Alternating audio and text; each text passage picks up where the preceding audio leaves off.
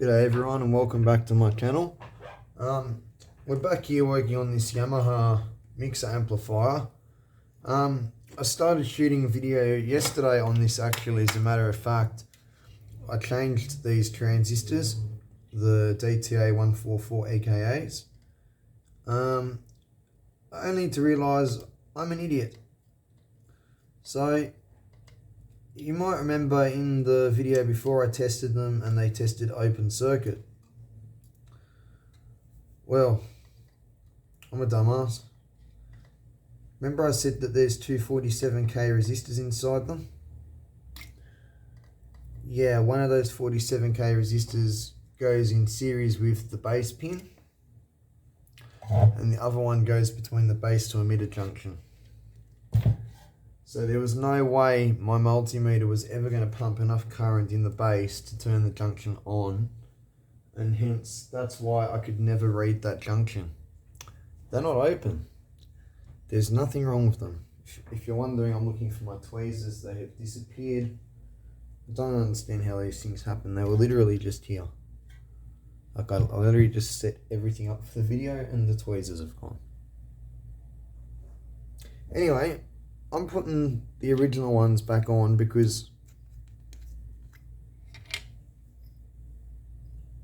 I don't know if you can tell, but that smaller one's one of the new ones that I bought. The original ones are twice the size, and these actually come in different power handlings, like 100 milliamps, milliwatts, 200 milliwatts. So there's a chance that those bigger ones are a bigger power handling, so I'm putting them back on. But I've got a few ideas where to go from there, so I'll quickly put the original ones back on and I'll come back and we'll take it from there. I'm just about done putting these transistors back on. So what I'm going to do, incidentally, yesterday or last night, I also tried something else. I tried removing the op amp and powering it up also to see if there was any change. There was no change. So I need to tidy the soldering back up on that. I just reflowed the op amp back in with hot air. So what I'm going to do now, because I've got two options from here, the schematic diagram, it's almost illegible. It's very hard to read. It's always the last one. Yeah, the circuit diagram, I'll show you guys in a minute. It's almost illegible. It's very hard to read. That last transistor is really not neat, is it? Oh well. Yeah, so the circuit diagram is really illegible. It's very, very hard to read. You can't read values, numbers, nothing. You can just make out what components are and where they're connected. My soldering iron's gone to sleep. No wonder I was having a hard time soldering that. It was losing temperature. Yeah, anyway. So what I'm going to do, because I can't remember, but I know I've powered this up.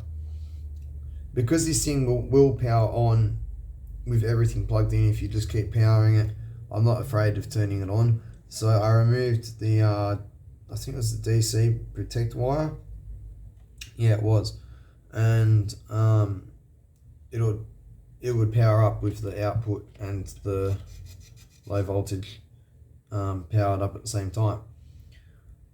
Now I remember there was like 8 volts or something like that on the output. What I'm thinking, we'll do that again, we'll power it up, but we'll power it up just with the output, none of the low voltage stuff attached, and we'll see if that same offset's still in the output.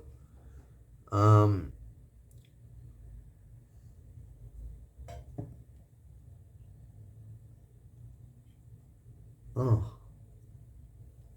I was like, what on earth? I just found the transistor. Okay, that makes sense. I got 20 of them. So yeah, I'm going to set this up. Actually, I'm going to rearrange the bench and bring the power supply over here, because I think we're going to end up having to do quite a bit of testing and tracing on this one. Pretty much following things back. I've got a few ideas. I'm just going to touch the solder up on this because it looks really dull.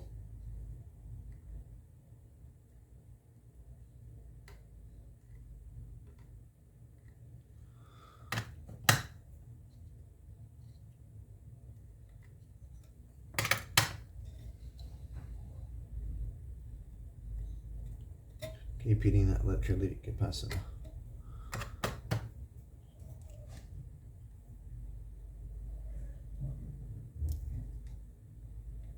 Should have just put a bit of flux on here and done it like that.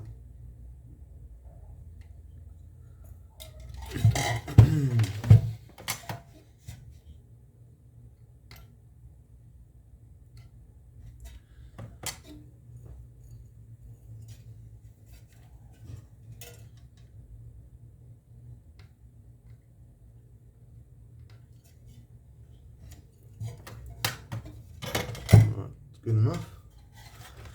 Alright, so that's what I'm going to do now. I'm going to set up the power supply over here and we're just going to start tracing stuff back.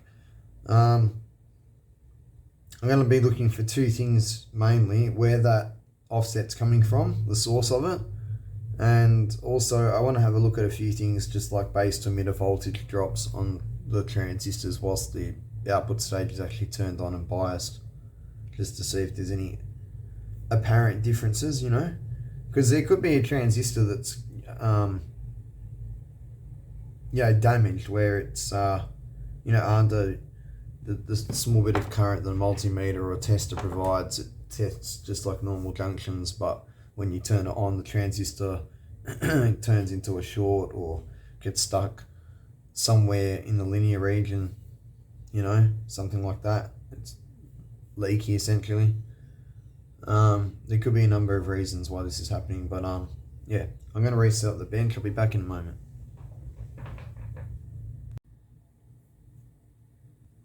Alright, so I got everything set up. This is actually the active wire that goes to my DIN box. So I'm going to power this up now.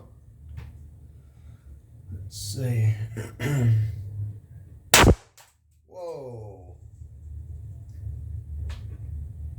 No, I'm just kidding. You thought it blew up, didn't you?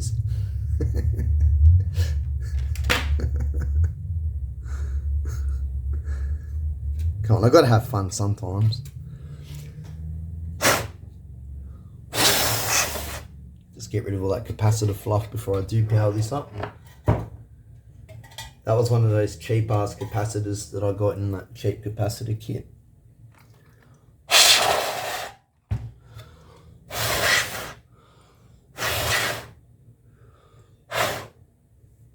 Alright. This is actually the power wire. I had to just add a bit of fun. Alright, so now I'm gonna actually, I'll just put this away. Bloody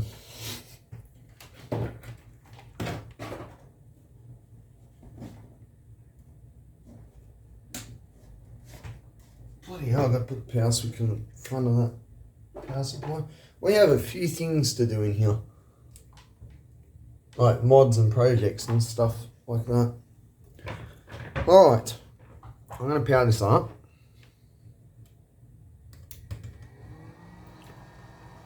I've put the fan there so that you guys can see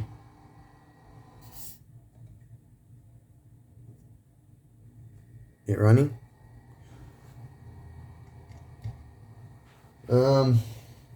Alright.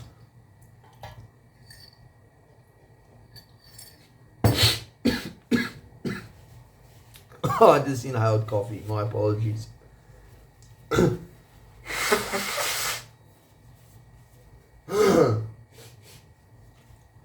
That wasn't nice. Right. I've hooked up this to the negative because I got the negative going back to the power supply. Normally on the output board there's a bridge connection where the negative goes to like the outputs and it loops back to the amp, but I don't have the front panel power switch or the output board hooked up here. The output board's just got Zabel network on it and a bridge for the common connection, which I can do just by putting the black wire straight back to the common on the power supply. So all I need is the power supply and the amp board. And the only reason I got the fan there, there's no actual, I've already looked at the power supply's schematic, there's no fan detection if the fan's working or not. I've just put the fan there purely for us so that we know that it's on, or so you guys know it's on, and me really. Alright, so I don't remember it being 19.33 volts. That's on, we'll call that the right channel because it's on the right side of me. What's on this left one? Well, I mean, it's the same on both channels. That's the oddest, like I said from, I'm just gonna get my probe cap. That's better. Before I go bang, because that won't be an April Fool's bang. Oh no, it's not April, I'm just being funny. Where was I? Yeah, so I don't remember. I thought it was like 8 volts. Or was that? Okay, let's see. Let's turn the power supply off. Let's take this back out. I'll just leave that DC protect wire lifted so I don't keep bending it backwards and forwards for now. Let's put that over there so it can't short on something. I'll turn this back on.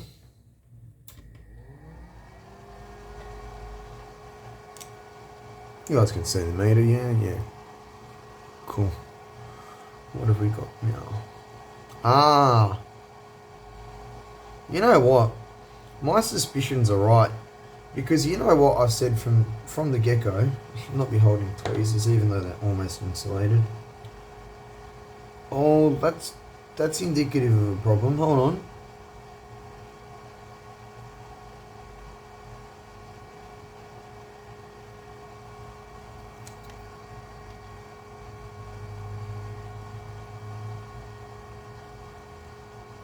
That looks to me like oscillation. I'm going to have to get the scope now. That fluctuation. It looks like some sort of oscillation. I was going to say, look, at first I thought it just looked like a diode drop. And I was going to say, you know, there's a device that's shorted or switched on that shouldn't be on or something like that. But let's just make sure. Maybe the other channel is the same and I just wasn't making good contact.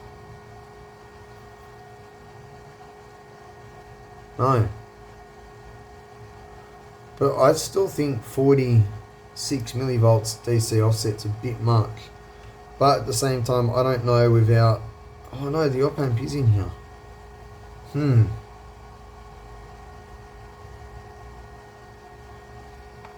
Just out of curiosity. One of these pots is max power output adjust and the other one is the idle current. Oh, there's no offset adjust on here. Never mind. I was just going to have a fiddle with it and see if it changed it. Alright, well one side's output is definitely different to the other side without anything on the input, but that doesn't necessarily mean it's still not coming from the input. So what I'm going to do now, power down. Before you ever touch heat sinks on switching supplies, especially big beefy ones like this, make sure they're dead. And look, that can be as simple as just taking your finger, as long as you're not grounded, and just touching it and shocking yourself to find out, you know. But make sure it's dead, whatever method you choose, that's up to you, before you go doing stuff, because there can be charge stored in capacitors, and sometimes the heat sinks. You know, in all my designs, when I put transistors on a heatsink, unless I need to isolate the transistor from the heatsink, say because of the way the heatsink's grounded, or it's going to capacitively couple or oscillate, or, you know, or it's, I've got different devices like PNP and NPN on the same heatsink that need to be insulated. I don't use insulators because you get better thermal coupling. And you'll find that a lot in these sorts of devices. So you can get shocked off the heat sinks. You'll find heat sinks that are sitting at like 338 volts DC, here in Australia anyway. So be very careful with that. Right. So back to this. I know I could just go watch over the original video, but it'll only take a moment for me to figure this out. I'll show you why I think I'm going to have to work this out the hard way without the schematic, because the schematic is almost legible. I've tried getting it from multiple locations and it's all the same blurry schematic. And Electro Tanya won't let me download from them. I don't know why. It just won't let me download it. So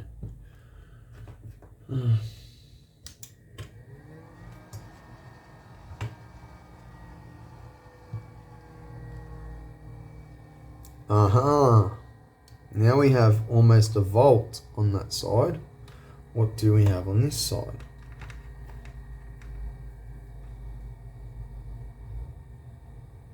Ah, the same.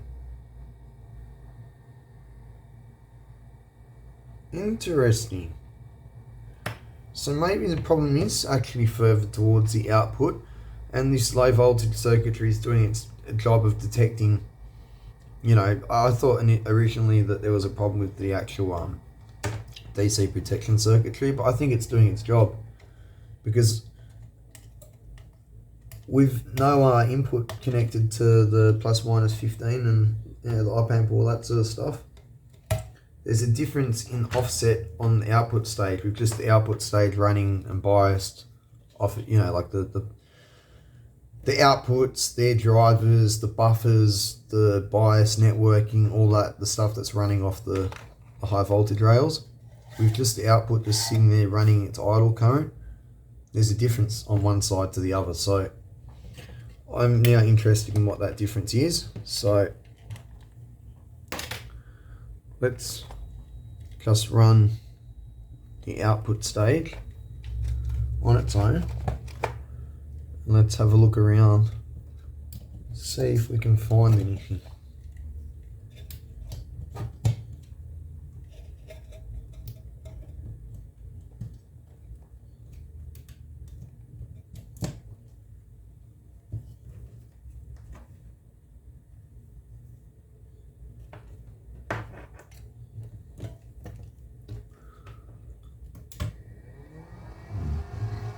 Excuse me. Okay. Something tells me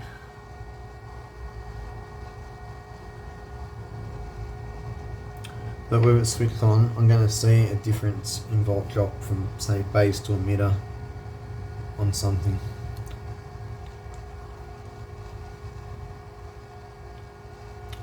So if I remember correctly, it was this right channel.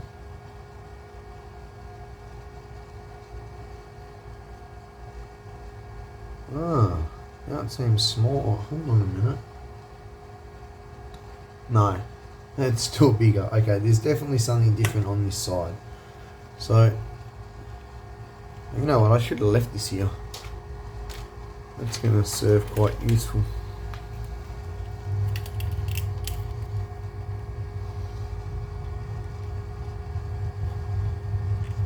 Now we do have to be careful working on this like in this state, because it's got some pretty spicy rails and some spicy current supplied to said rails. In the order of 160 volts and 90 volts or something like that. What the? Oh, I've clicked onto the red. It's on 90 volts. I was like, what? That's what I'm saying. There's some spicy voltages on here. Just out of curiosity, there is, I think, orange and blue, 115.2, Yeah, there you go, 162 and 140. No, that can't be right.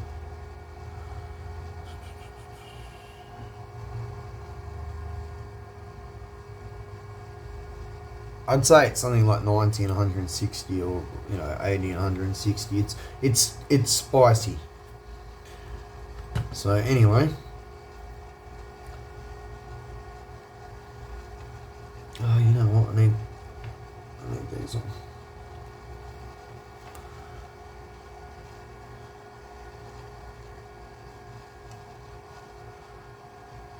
Base 2 meter, 0 volts. Oh god, cats are going at it again. 0 volts. 0. These are all going to be paralleled up, so there's no point.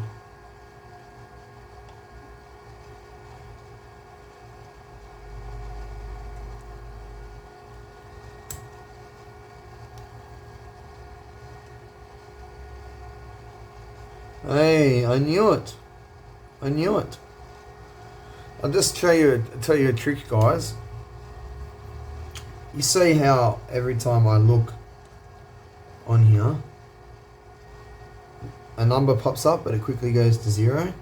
And when I look across the driver transistor, you see how it goes to a high number and then goes quickly to all zeros. If you ever see that, move your dial to AC.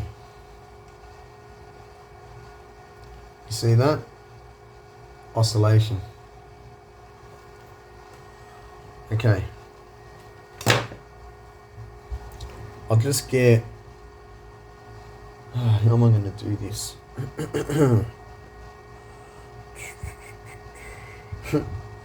I'm just trying to think how I'm going to do this so you guys can see the screen. Let's see if this cheap little tablet scope does the job, because well, you know what? I'll just use this little one. It's only audio frequency. Well, we don't know that it's oscillating in the audio frequency range. In reality, it could be a lot higher. But still, let's have a look.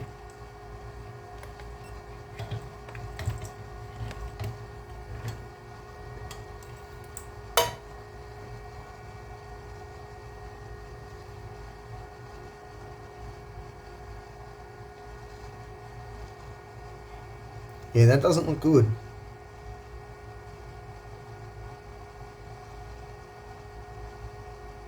It's not very big.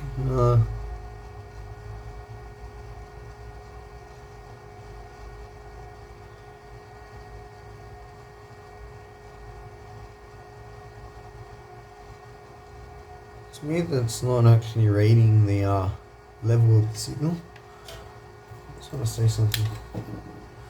But it's not too weird. This thing's a piece of shit.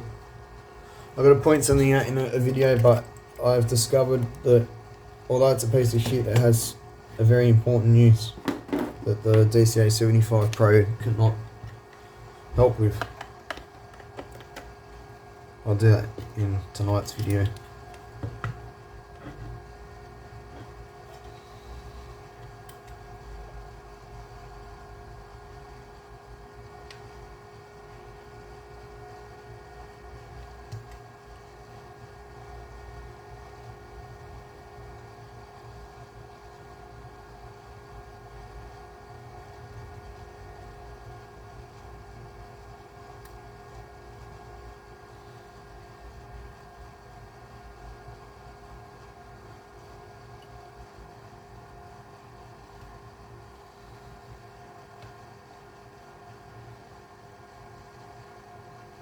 I swear this scope is a heap of shit.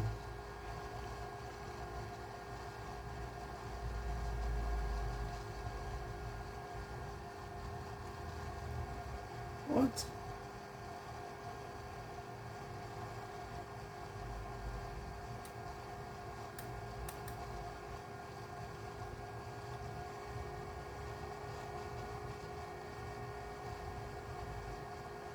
Wow. That's insane that little heap of shit scope performs better than the full tablet scope. And that tablet scope's got 20 megahertz bandwidth. It says 100, but it's not. It's 20. Alright, I'm going to have to put you guys in a tripod and bust out the Siglent. Just quickly... Oh, Siglent's not plugged in at the moment. Wait a moment.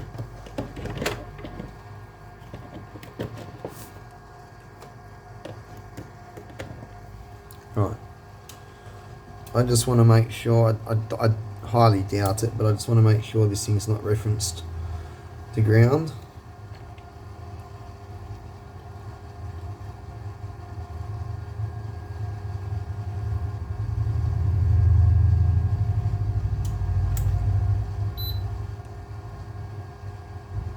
That's just phantom voltage from the coupling capacitors in the power supply.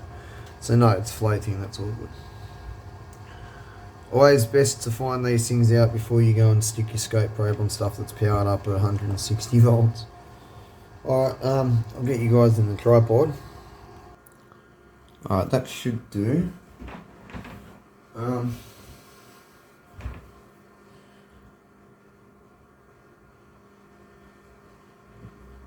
Rightio, let's have another look. I'm just going to clip my scope probe to ground first and have a look between ground.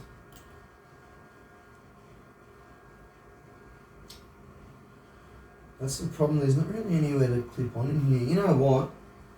I'm just going to solder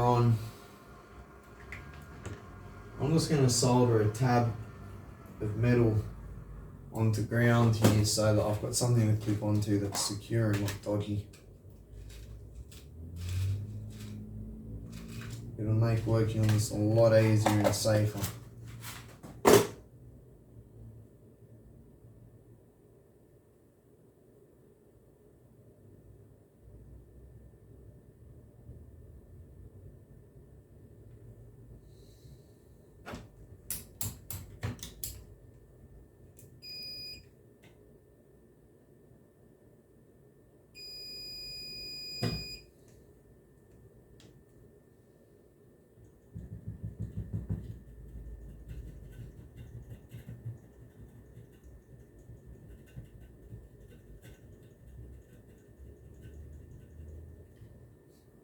Sweet.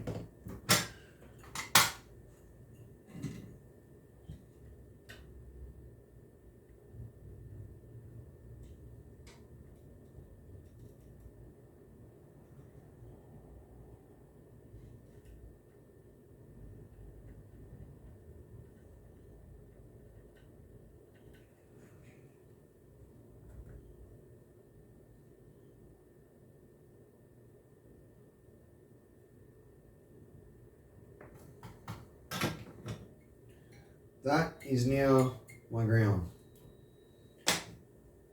I'll make a lot of things easier.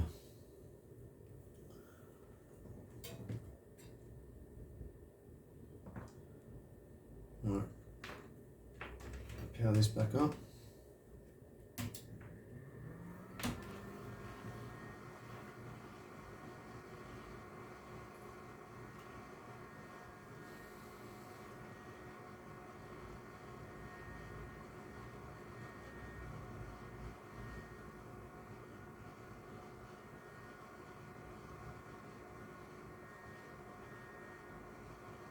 Yeah, I don't believe that measurement at the time base. Doesn't exactly make sense. No, that's ripple. Mains ripple. Alright.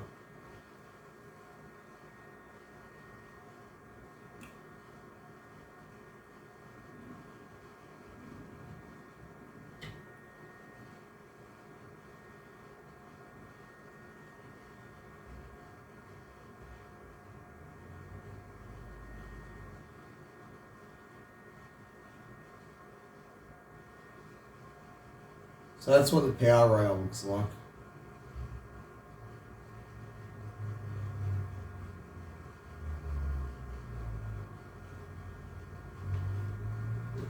Is it really jumping around that much?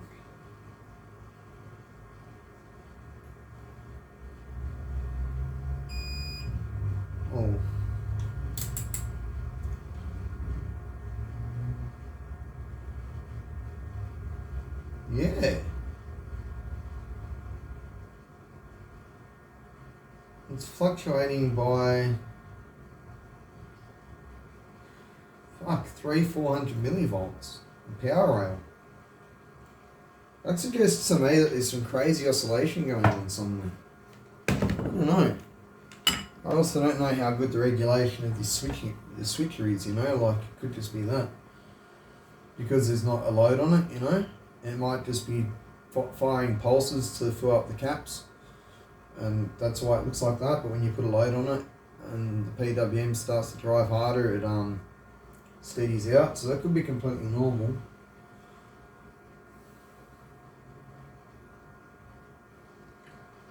Let's have a look on the other side.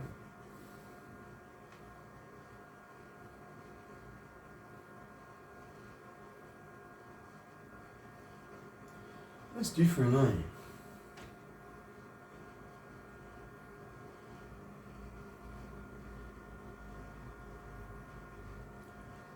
Yeah. That is different.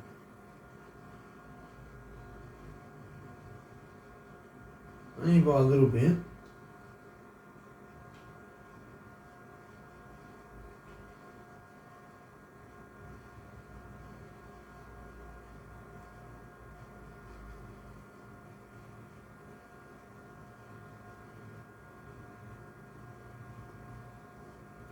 It doesn't matter if I look at the base or emitter of the PNP driver or the NPN driver, it's all doing the same stuff.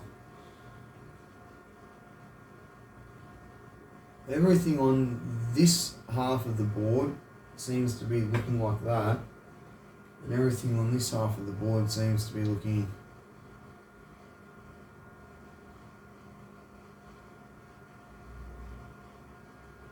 what's the power rail doing on the other side? Is the other power rail, where's the multimeter?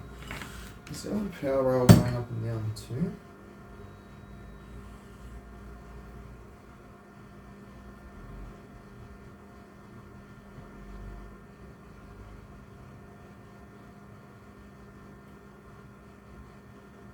.1 solid.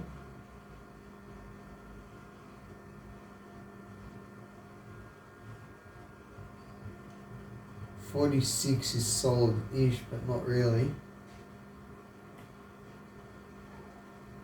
93 solid. Oh! Jeez! Well, there's my problem. Let me just make sure I've actually measured that correctly. 92.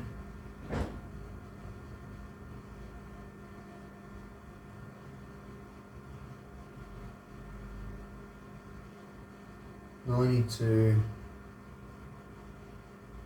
46. 68. Wow. It's the power supply. You've got to be shitting me. One of the rails is fluctuating and it's down at like 46 volts. Alright, let's unplug the amp module because it might not be a power supply. I'll show you guys that on camera. I'll just turn my meter around. I don't know if you can see that from over there. One moment. Oh, good. So, 93,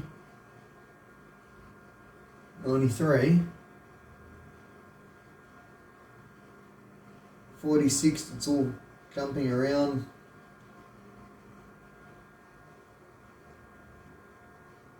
Trust me, sometimes it really jumps around by up to like 300 millivolts.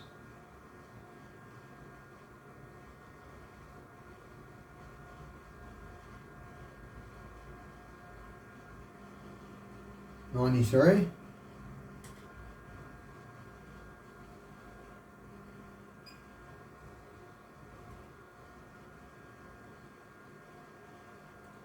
.68. That's not right. Alright.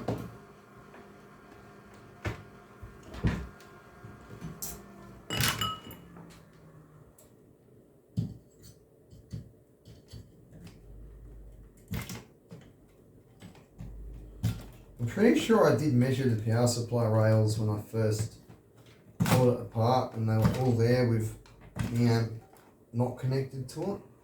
I can't remember.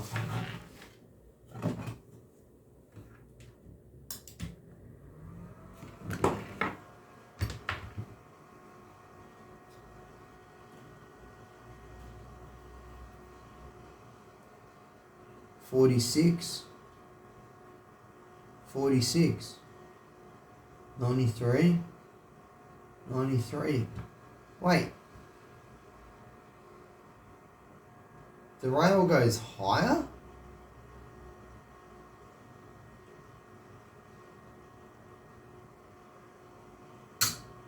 There's a problem with this. And yeah, those heat sinks have just got plastic LM7812s on them. You can short them to each other. This thing's got a problem. Okay, I'm going to get my load bank over here.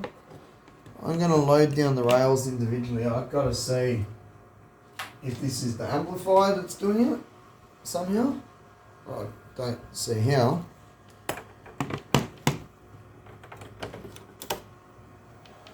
My load bank can handle up to 150 volts, so there's no problems there.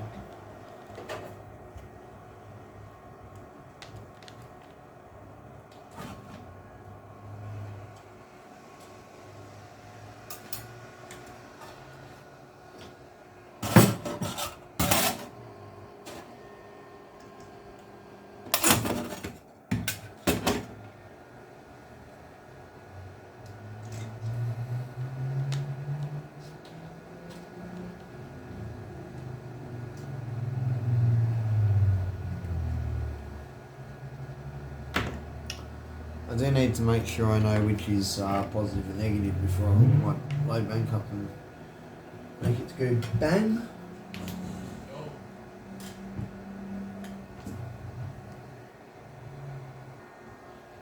Sorry about that. One of my buddies came over and I had to tell him I'm busy.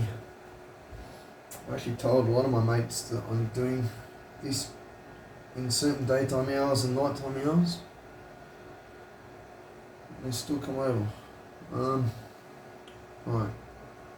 So that's positive. That's positive. Negative. Negative. Okay. I know what side's positive and what side's negative.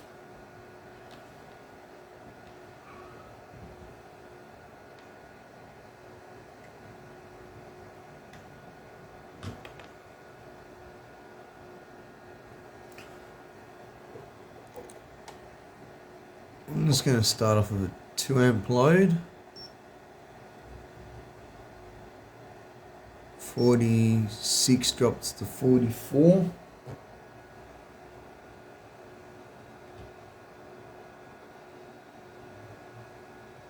$93. I'll just put 1 amp load.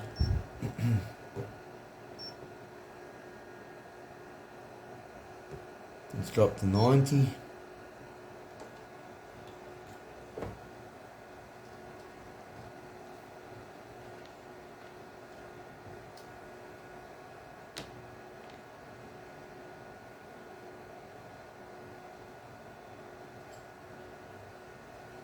Minus 46. Just put my load back up to 2 amps. Sorry, that's minus 90. Oops. Oh, well. That works. Only dropped down to 89 at 177 watts. It's still not too good, in my opinion, but it's alright.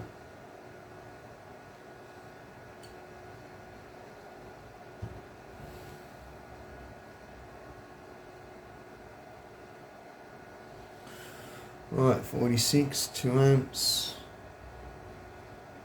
Drops to 44. Okay, that's really freaking odd. Is there a component on the amp board that's shorted and it's leaking voltage from one rail to the other? How would this thing still be running? Like, I mean, I get that the output diodes are going to stop that voltage going back into the transformer, but wouldn't it just fry the shit out of the regulation circuit? You know, like you set up your TL431 or whatever's on the output that goes back to the PWM IC, and the IC's usually got a threshold voltage like 1.23 volts or 1 point whatever. And, you know, if you crammed an extra 20 or 30 volts back into the input, that threshold would be, there's a resistive divider on the output that divides down to that threshold voltage, and it goes back to that. And when it matches that threshold voltage, the power supply does nothing. When it goes higher, the power supply drops the duty cycle. When it goes lower, it increases it. I don't understand how that could be working, being backfed so much power.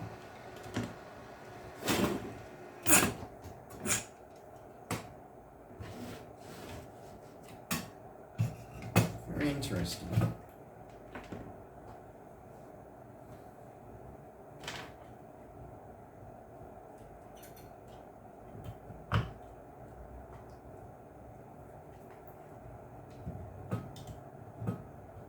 Right, well, it should be quite easy to see what device is doing that, because there's going to be a huge voltage difference between one device in that circuit or a few compared to all the other devices in the circuit, you'd think, for something that drastic to be happening.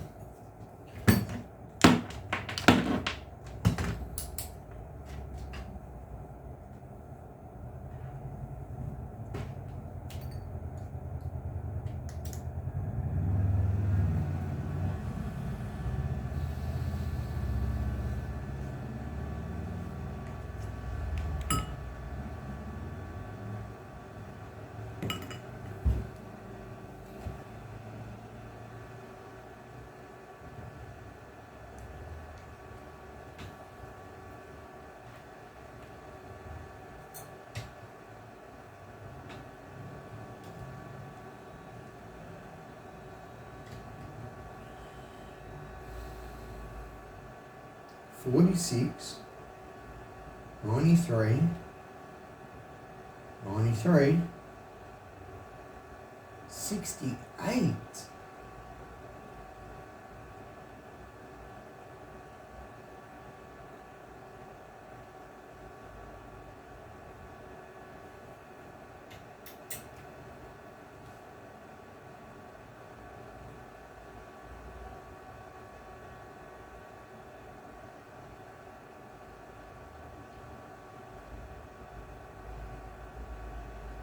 I need to get one of those thermal imaging cameras desperately.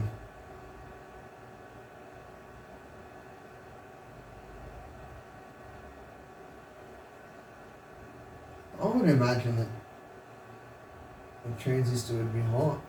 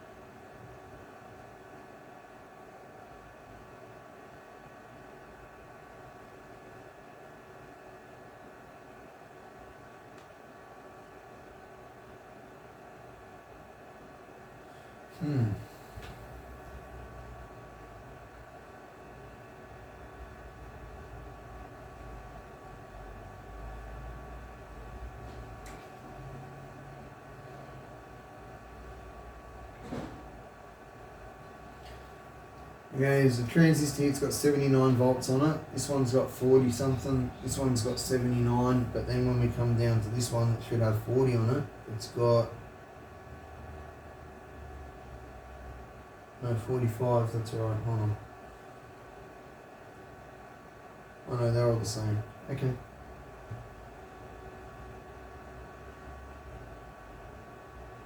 I'll have to look at the schematic. I'll show this is, incidentally, this is my other problem.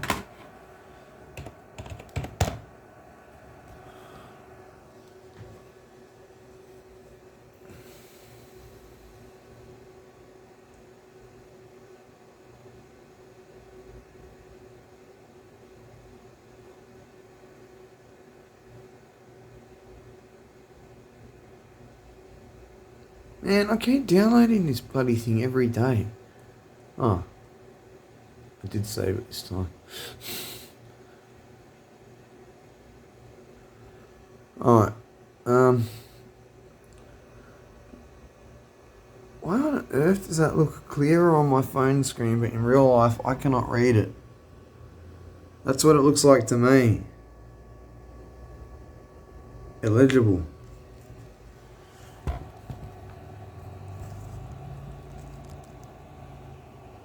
That's nuts. That is nuts.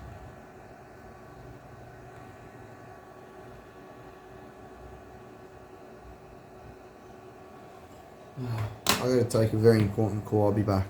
Sorry. Okay, so I've actually done a little bit of work, but when I played back the video, it was literally me talking for almost an hour, and I couldn't do that to you guys. But all I ended up doing after realizing that the power supply produces the correct rails, but when it's hooked up to this board, one rail's backfeeding into another rail. I worked out which of the MOSFETs do level shifting. So these four guys in the middle are diodes, and I'll just bring the circuit diagram back up very quickly for everyone. I don't want to make this video too long.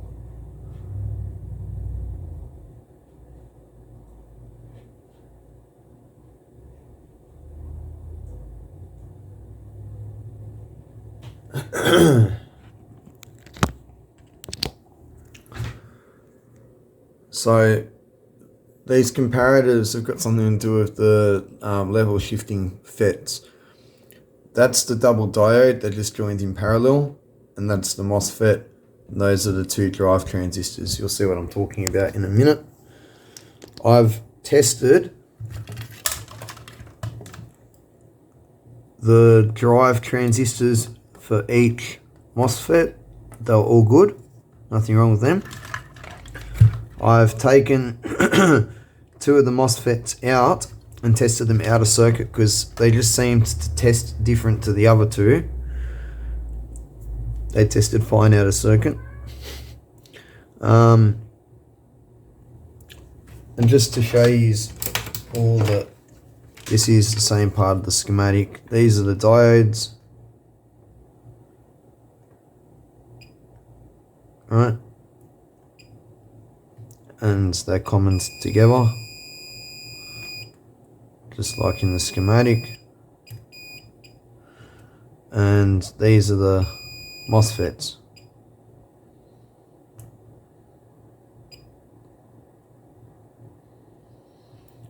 Anyway, so that's where our problem is.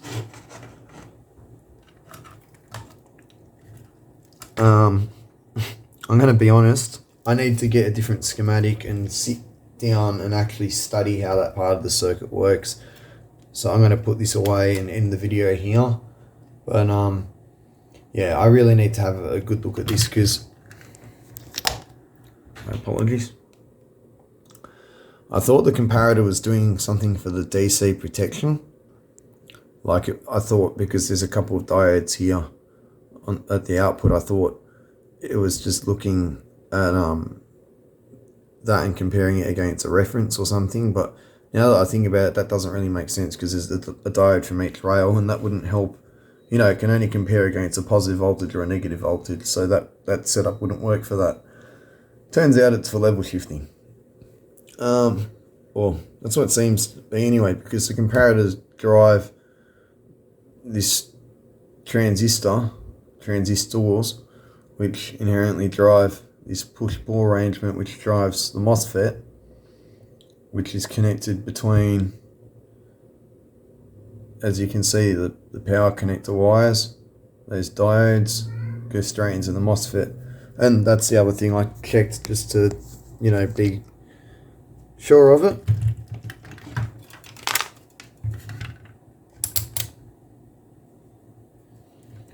That the diodes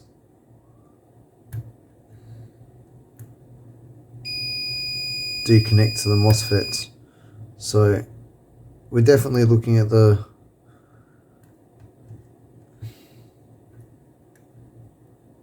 what am I doing?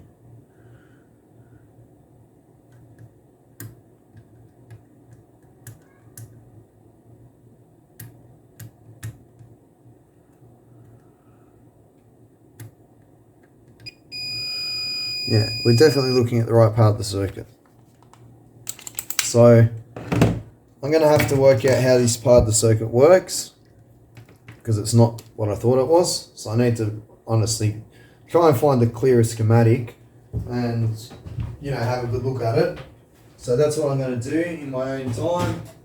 And once I've worked out how it works, I'll come back and we'll try to effectively make a repair on it and get it to work again. But it seems like it's something small, basically. You know, it doesn't seem like there's shorted components or anything. Like, when I say shorted components, I mean, like, you know, output devices, power diodes, the FETs that switch the power rails, stuff like that, you know. So that's good. No smoke emitter resistors, all that kind of stuff. So it should be alright. Anyway, that's all for now. So thanks for watching. And if you like my content, please remember to like and subscribe.